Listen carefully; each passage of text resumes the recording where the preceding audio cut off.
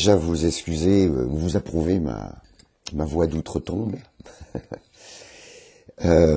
Donc j'ai envie de vous présenter d'une manière un peu originale ce qu'on appelle la maison autonome.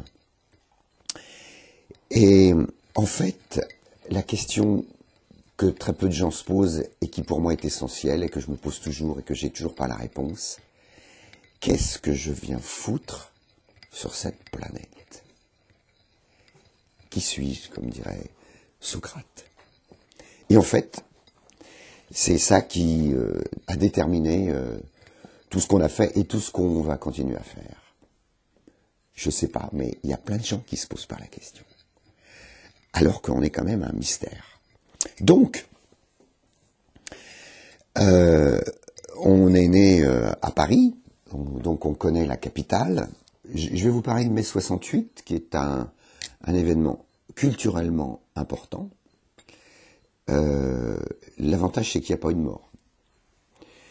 Mais il y a eu quand même des dégâts, et c'était un mouvement étudiant qui est parti de l'université de Brigitte, Sancier-d'Aubenton, et Cohn-Bendit, qui est toujours une vedette politique, était à la tête de ce mouvement. Et à l'époque, c'était une contestation, je dirais, philosophique, métro, boulot, dodo. Ça voulait dire, voilà, on n'est pas uniquement des gens qui devront aller au métro pour aller au boulot, qui après revenons, on dort et on repart. Donc c'était le début de la contestation de l'homme consommateur. Et donc on était sous le régime de Gaulle, un militaire, humaniste cependant, et globalement, on en avait marre de cette vie. Quand je dis on, c'est les étudiants. Et il y avait aussi, à cette époque-là, la gauche, l'extrême gauche, qui était une sorte de marqueterie de mouvement anarcho-syndicaliste, maoïste, marxiste-léniniste, enfin bref. C'était très en vogue à cette époque-là. Et il y a eu un mouvement qui a arrêté toute la vie à Paris. Mais ce mouvement-là s'est propagé dans le monde entier. Donc, c'est sous-estimé, ce mouvement.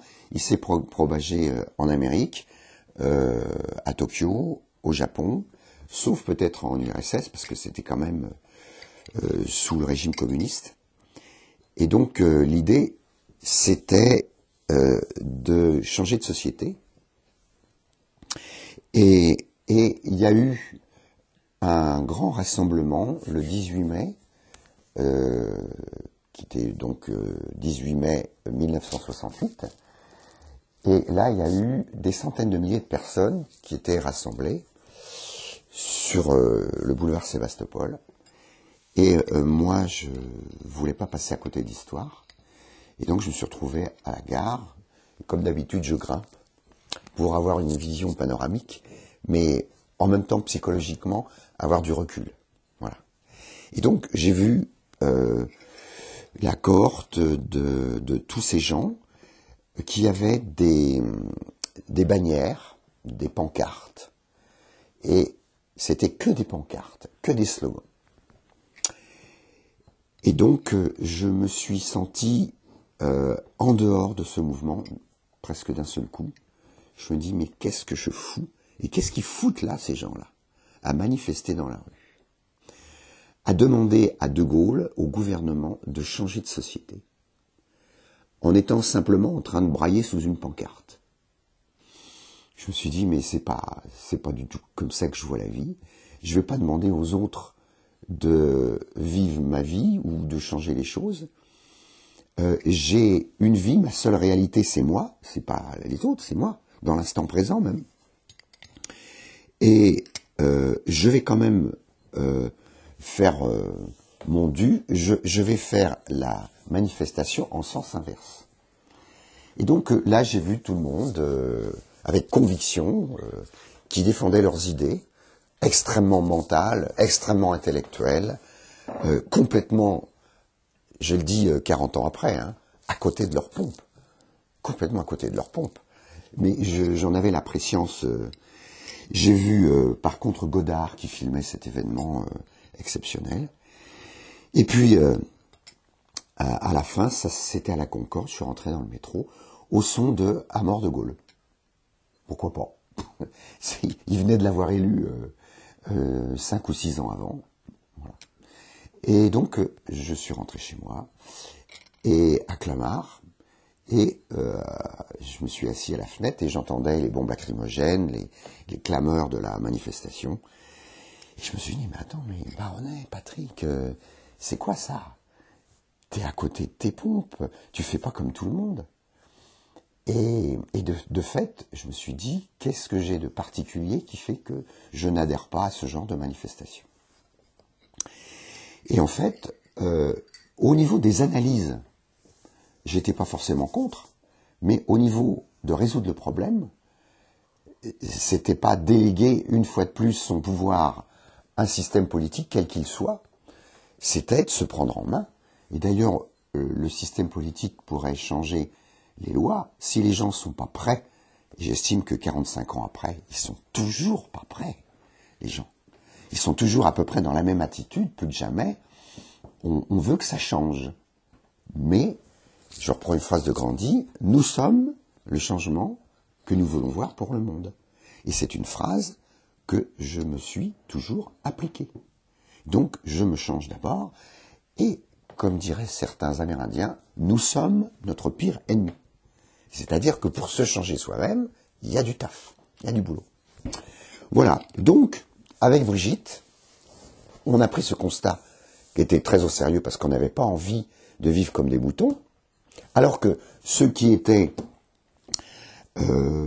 sur le devant de la scène des assemblées, à l'Odéon en particulier, puis dans toutes les tribunes, ils sont vite rentrés dans le rang, et c'est eux qui ont continué à foutre la merde pendant 40 ans. En gros. Hein. Voilà. Donc ce qui veut dire qu'il y a les beaux discours des étudiants, et puis après quand on rentre dans la société, et qu'on a des privilèges, qu'on a une situation, patati patala, bien voilà. Et ben nous, on n'est pas rentré du tout dans le rang, et on a dit, ben voilà, on a envie de vivre notre vie, et de proposer un mode de vie qui nous convienne, et qui puisse être, je veux dire, emprunté, ce mode de vie emprunté par presque tout le monde, sans faire chier ni l'humanité, ni la planète. Voilà. Et donc, aujourd'hui, on est en janvier 2016, et on a fait ce qu'on avait envie de faire, on va continuer d'ailleurs, c'est pas fini, et on a fait chier personne. On a franchement donné des pistes sur tout notre itinéraire pour changer la planète sans faire souffrir les gens. Donc, il se trouve que 45 ans après, on avait raison. C'est pas souvent des gens qui disent 50 ans après, j'avais raison. Nous, on dit qu'on avait raison. On a été fidèles à notre idéal, et on a donc, à la faveur d'une nomination à Châteaubriand, on ne savait pas où c'était, hein, on a quitté Paris, et j'étais enseignant pendant 7 ans à temps plein, et on a essayé de vivre sur un territoire, un terrain même, dans une maison que vous voyez ici, et on a essayé de vivre avec le moins d'argent possible, mais il en faut toujours un peu, et donc on a vécu sur un seul demi-salaire à 6 pendant 17 ans. Donc les gens disent c'est pas possible. Eh bien si, c'est possible. Mais sous condition, et je le répéterai souvent, sous condition. Pourquoi Brigitte pouvait être prof, moi aussi, on pouvait émerger ce qui vaudrait aujourd'hui à 3 000 à 4 000 euros par mois. On a une retraite à nous deux de 1 400 euros. Et on est les rois avec ça. Donc comment ça se fait? Eh bien, tout simplement, on a dit, au lieu d'avoir un salaire pour pouvoir avoir des biens de consommation, on va se les produire nous-mêmes. et en particulier l'habitat. Donc on a fait cette maison-ci, ça n'a pas toujours été facile. On a commencé à faire un jardin, on ne savait pas trop. Hein. Et puis, plus tard, on s'est fait notre énergie. Donc ça fait 20 ans qu'on ne paye plus de facture d'électricité, grâce au soleil et au vent. Et ça fait 40 ans ou plus qu'on n'a jamais pratiquement payé de facture d'eau. Donc plus de loyer, plus de facture, de la nourriture, une maison agréable, boire, manger, dormir, en se faisant soi-même, en se produisant soi-même ses biens de consommation. Et bien ça a marché. Voilà. Fin du premier épisode.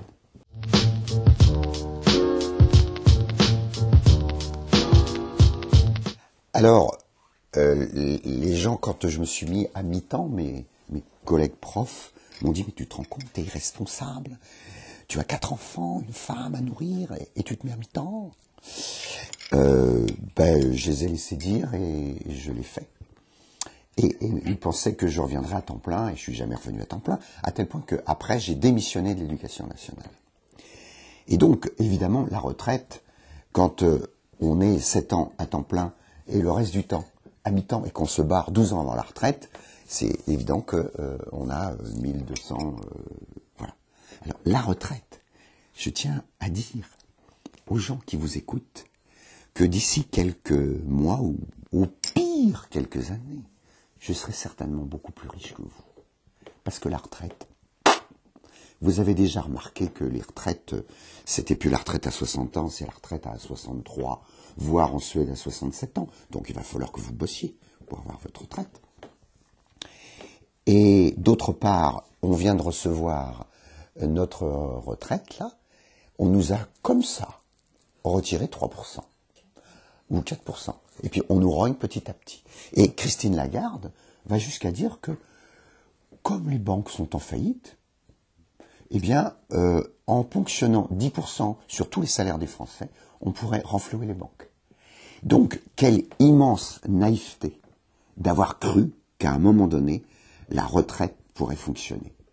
Elle a fonctionné pendant un certain temps, mais maintenant les caisses mondiales sont totalement vides, et ça, c'était totalement prévisible. Parce que nous, au lieu de vivre au-dessus de nos moyens, on a vécu en dessous de nos moyens. Et quand on commence à avoir peu d'argent, on compte, on fait attention, on ne dépense pas n'importe quoi, et les valeurs, la valeur qu'on donne aux choses est complètement différente. Une rose au bout du jardin, ça vaut un voyage aux Caraïbes. Vous imaginez l'économie que j'ai faite en CO2, déjà, pas d'avion, etc. Quand on est bien chez soi, on a commencé à prendre des vacances après 50 ou 55 ans. Et quand je dis des vacances, c'est jamais plus de 15 jours. Parce que, comme ici, on est bien, et que les récoltes, c'est l'été, on ne va pas partir en vacances pour laisser pourrir les petits pois et les haricots verts. Donc, on s'est fait ici un lieu extrêmement agréable à vivre, mais j'attends aussi les réflexions des gens qui vont dire « Oui, monsieur, vous êtes la petite maison dans la prairie, vous êtes profondément égoïste et vous avez vécu pour vous. » Ah bon? Là, je me fâche. Je suis capable d'augmenter l'intensité de ma voix. Car nous avons reçu ici 70 000 personnes qui sont venues et qui sont sorties totalement passionnées. On a fait des festivals, 5 festivals. J'ai été au Sénat pour faire beaucoup de choses. Alors, au niveau politique, sans faire partie d'un parti, quand je dis je suis pas tout seul, bien sûr, mais quand le premier festival, on a reçu 15 000 personnes à passer dans nos toilettes sèches, c'était un acte éminemment politique, parce que depuis ce moment-là, en 97, il y a des toilettes sèches à peu près partout en France. Donc, on a agi d'une manière politique. On a agi au niveau de l'eau. On a fait un DVD pour comment construire sa maison à 25 000 € de matériaux. Et non content de ça, on a fait une maison qui s'appelle l'Habitaire à 10 000 € tout compris. Donc ça veut dire que nous, on s'est énormément soucié du bonheur des gens en essayant de faire en sorte qu'ils s'affranchissent du pouvoir politique. Et si tout le monde faisait comme nous, les banques, elles auraient vraiment pas grand-chose parce que on a gagné très peu d'argent, on n'a pas investi, on a investi dans nos neurones, dans nos petites mains, et en plus, non content d'avoir une famille, eh bien, on a un écho-hameau pour montrer que nous sommes des gens extrêmement sociables, puisqu'on a reçu autant de personnes, et qu'on peut vivre ensemble à plusieurs familles sur un territoire et tendre progressivement vers l'autonomie, puisque notre éco-hameau est le premier éco-hameau de France à être complètement autonome. Donc si une famille peut être autonome, alors donc avec le soleil et le vent, si un éco-hameau peut être autonome, je vois pas pourquoi tout un quartier, etc.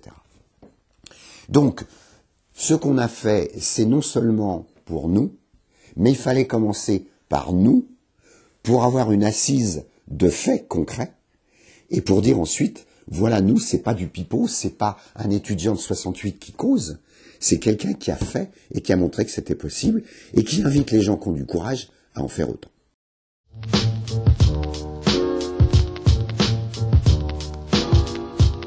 Donc, si on veut faire un peu le bilan qui n'est pas fini, on a suffisamment touché les gens pour qu'on ait 70 000 personnes. Les gens sont intéressés.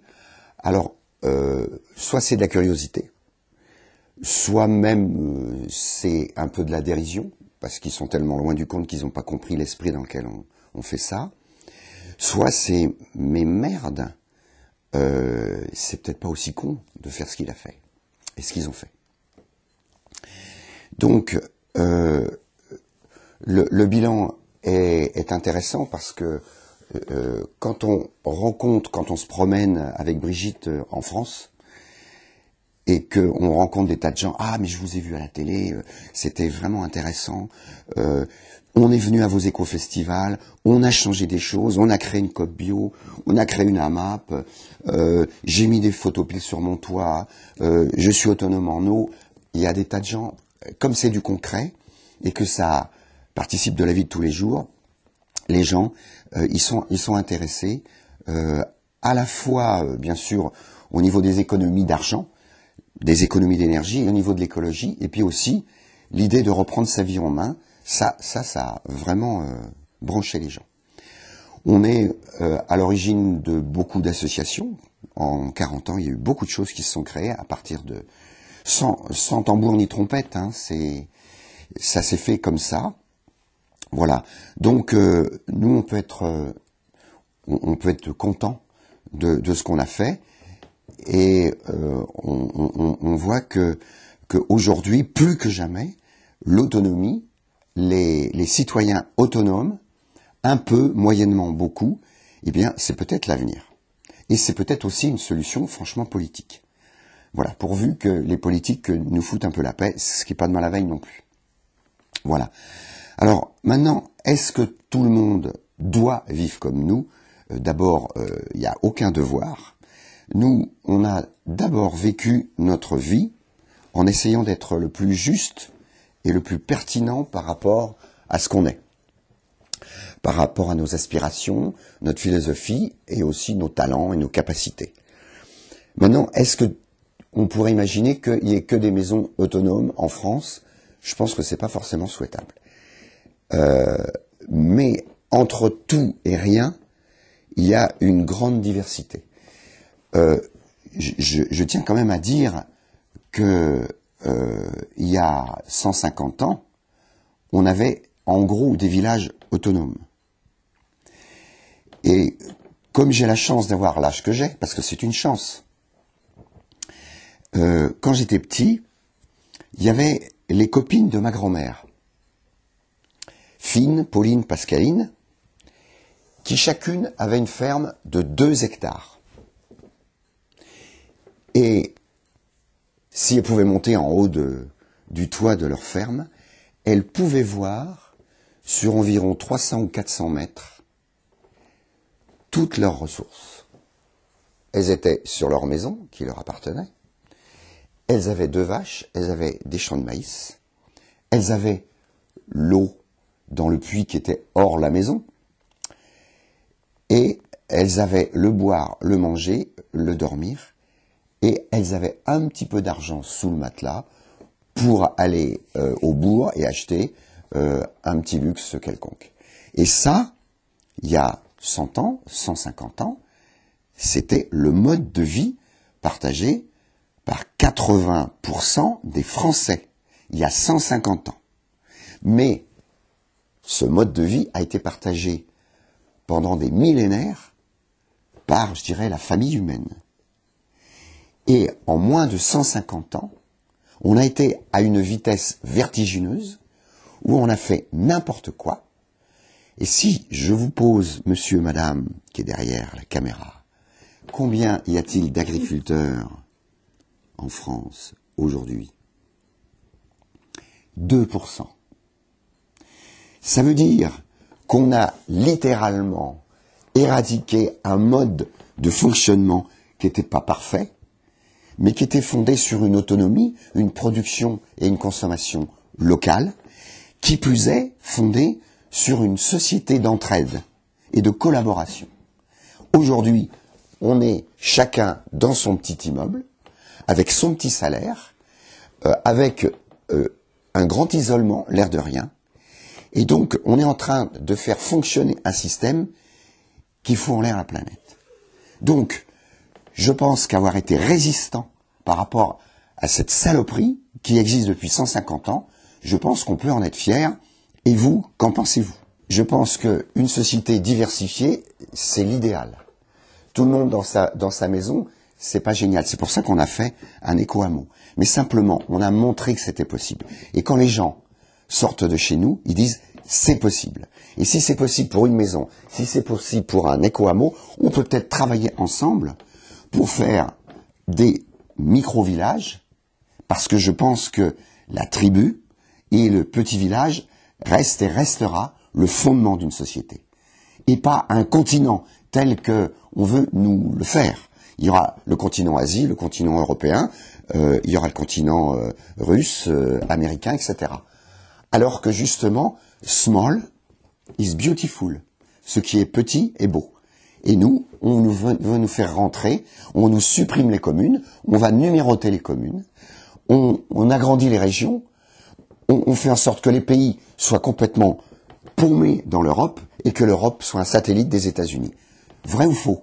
Donc, la tendance, c'est de faire l'inverse, c'est de commencer par soi-même et de faire quelque chose où on s'approprie sa propre identité. Parce qu'on sera des citoyens du monde, sans aucune caractéristique, alors que nous, on a des caractéristiques précises et on peut tout à fait exprimer nos talents. Car c'est vrai que s'il y a un grand musicien, on ne va pas lui demander de faire ce qu'on fait, mais un grand musicien, quelqu'un qui a un métier, un artisan, eh bien, s'il y a des gens dans cet ensemble qui travaillent sur l'autonomie, qui travaillent sur leur jardin, au lieu que ce soit nous qui fassions tout, parce qu'on a tout fait, on a cette chance d'être extrêmement polyvalent dans tous les domaines, mais une société, plus on est, dans une certaine mesure, bien sûr, plus on diversifie les talents et on peut vivre dans une autonomie collective. Et mon idée, c'est pas uniquement la maison autonome, c'est l'autonomie solidaire sur un territoire donné. Et je peux même vous dire que ici sur cette table, j'avais le ministre des Finances d'Algérie. On a discuté et je lui ai parlé de la notion de bassin d'emploi. Et en fait, qu'est-ce qui se passait avant? C'est que sur un lieu déterminé, 200, 300 hectares, j'en sais rien, on sait qu'il y avait de l'eau, on sait qu'il y avait de la terre, on sait qu'il y avait de la paille, tout pour essayer de vivre, et c'était un bassin de ressources. Et sur ce bassin de ressources, il y a tant de personnes qui peuvent vivre. Et sur d'autres bassins de ressources, il y a tant de personnes qui veulent vivre. Et quand on traverse la France, on voit qu'il y a des terroirs, avec des modes de fonctionnement, avec des maisons très particulières, ce qui donne la richesse de la France, qu'on veut foutre en l'air bien entendu, avec des HLM partout, et qu'on veut pratiquement détruire dans la mesure où il y aura 5-6 grandes villes en France où on se fera chier dans les HLM, ce qui est le cas depuis déjà assez longtemps. Et les autonomies, c'est ça qui propose de justement favoriser la biodiversité agricole et sociale.